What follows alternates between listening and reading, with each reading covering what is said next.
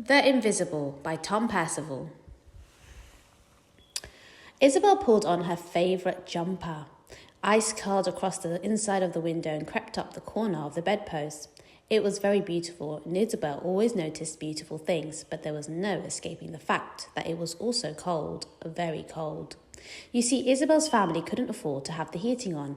Isabel's family couldn't afford a lot of things that some people take for granted. But Isabel tried not to worry about the things that she did not have. After all, she and her family had everything that they needed. They had each other.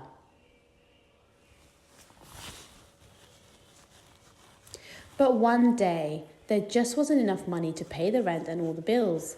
Isabel and her family had to leave their home, the house which held all their happy memories, and move to the other side of the city. For the first time ever, Isabel couldn't find anything beautiful to cheer herself up. This part of the city looked exactly how she felt, cold and sad and lonely.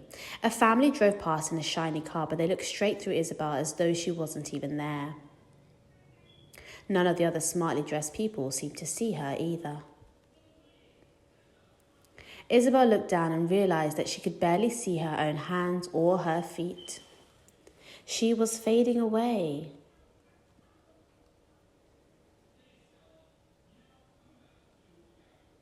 Before long, Isabel was completely invisible. She drifted silently down the streets, as pale and as thin as the wind, and nobody saw her at all. But now that Isabel was invisible, she noticed something she hadn't seen before. Other invisible people, lots of them. There was an old lady planting flowers in empty paint pots. There was one man who slept on a bench, feeding the birds in the park.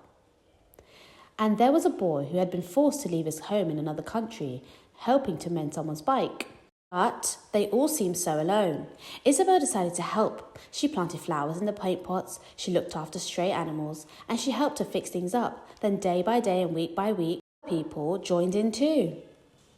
And more people came together, the more they could all be seen.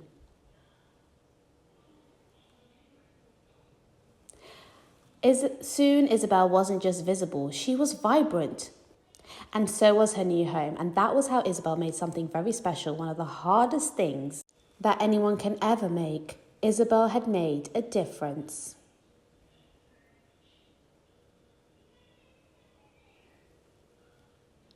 The end.